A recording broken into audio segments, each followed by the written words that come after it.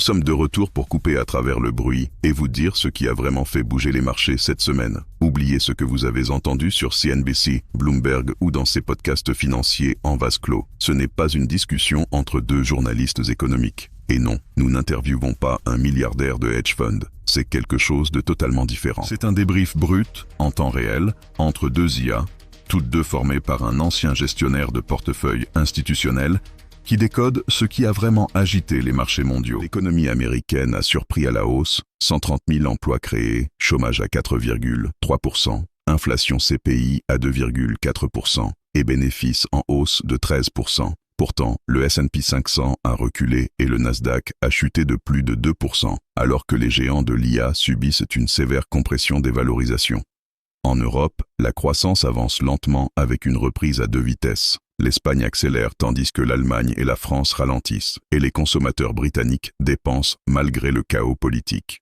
Pendant ce temps, le Japon a bondi de près de 5% après une victoire électorale écrasante et des paris massifs sur la relance budgétaire, renforçant le yen, tandis que la Chine reste piégée dans 40 mois de déflation, se stabilisant sans véritable rebond. Les marchés mondiaux sont en pleine revalorisation du risque. Avant de vous précipiter sur le prochain trade, faites une pause. Écoutons ce que les données murmurent, pas seulement ce que les titres crient. Likez, partagez et abonnez-vous si vous voulez de vraies analyses, pas des opinions recyclées. Et restez jusqu'à la fin, nous dévoilons les 5 principaux risques mondiaux qui pourraient surprendre les marchés la semaine prochaine, à ne surtout pas manquer.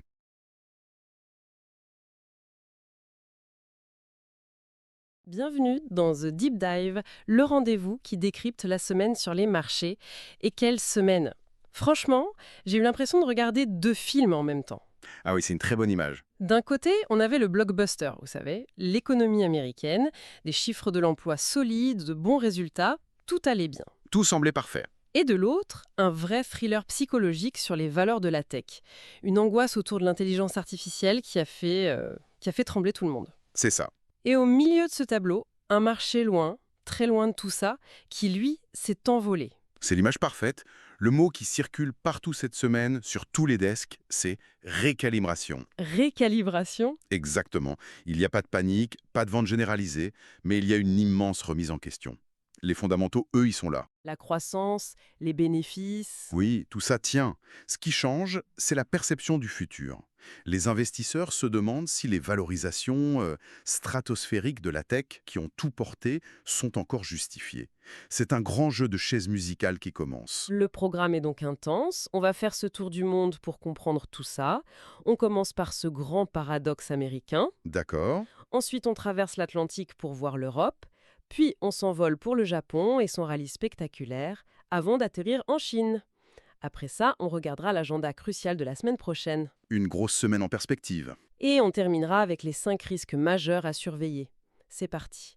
Alors commençons par le cœur du réacteur 1, les États-Unis. On a le S&P 500 qui recule de 1,39% et surtout le Nasdaq, l'indice tech, qui dévisse de plus de 2%. Oui, ça efface les gains des 2 dernières semaines. Ce n'est pas un crash, bien sûr, mais c'est un vrai coup de semonce. Comment c'est possible alors que les nouvelles économiques, elles, étaient plutôt bonnes? C'est ce qu'on appelle la grande déconnexion. C'est vraiment une fracture entre, disons, l'économie réelle d'aujourd'hui, Main Street. voilà, Main Street, et les angoisses de Wall Street qui essayent d'anticiper l'avenir. Le premier facteur, évidemment, c'est le choc de l'IA. Ah oui. Le Nasdaq a plongé parce que le marché se dit « attention, la course à l'IA va créer des gagnants, mais aussi d'énormes perdants. » Et peut-être beaucoup plus vite qu'on ne le pensait.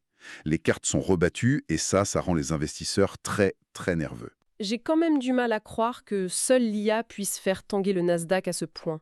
Est-ce qu'il n'y a pas aussi une simple prise de bénéfice après des mois de hausse?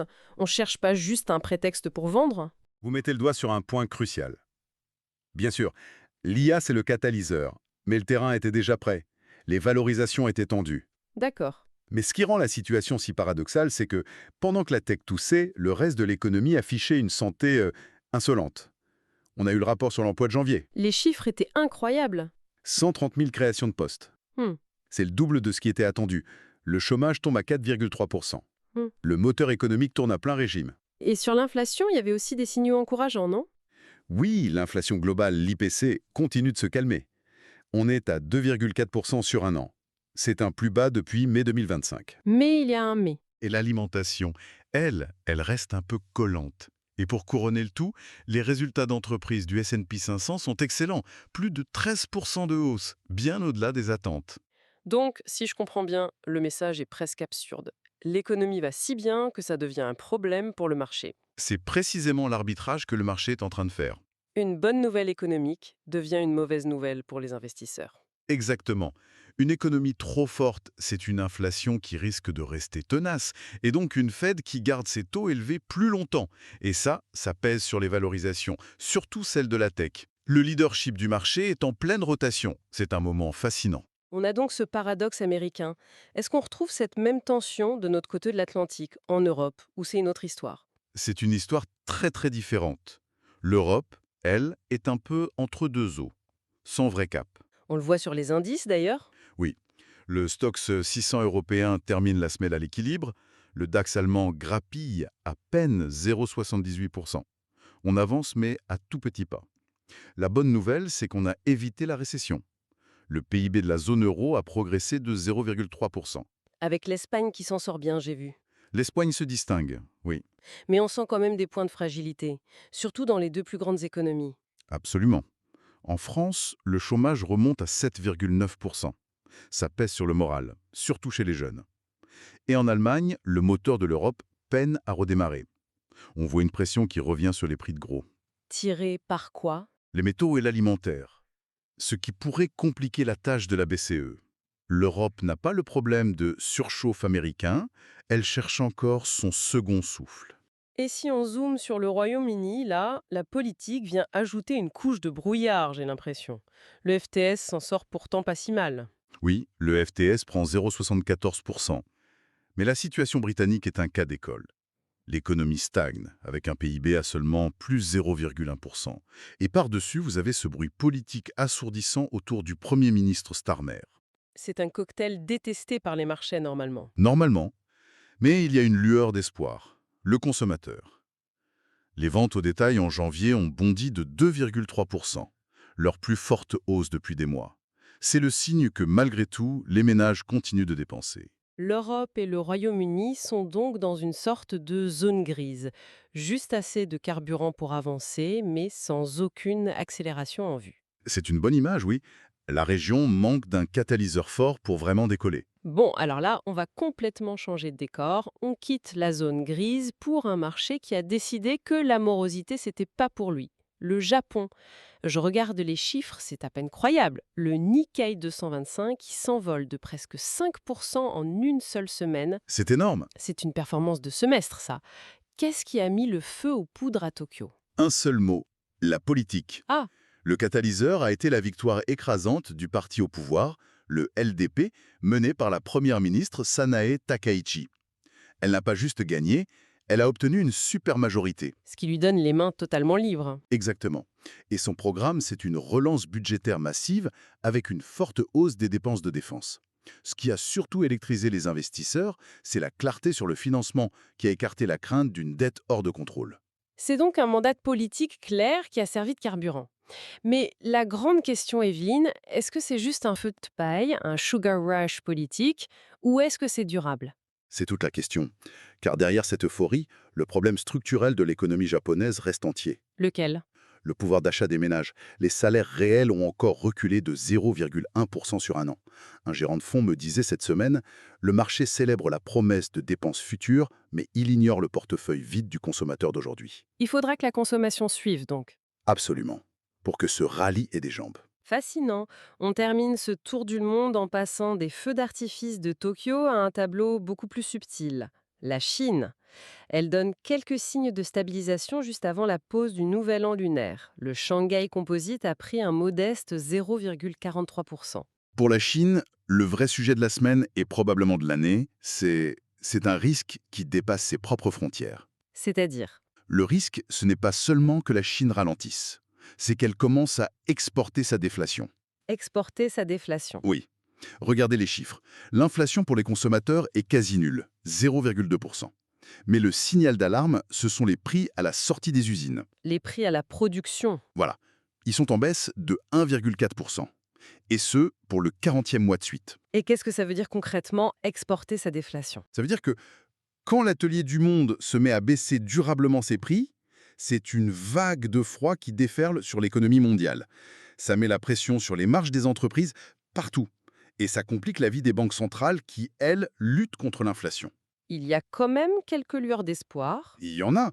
Le ralentissement de la baisse des prix de l'immobilier, par exemple, et la Banque centrale chinoise a promis de rester modérément souple. Mais pour l'instant, la Chine se stabilise dans un état de quasi-déflation et c'est un vrai sujet d'inquiétude pour tout le monde. Ce tour du monde nous montre bien à quel point les plaques tectoniques bougent. Après cet état des lieux, projetons-nous. La semaine prochaine s'annonce chargée.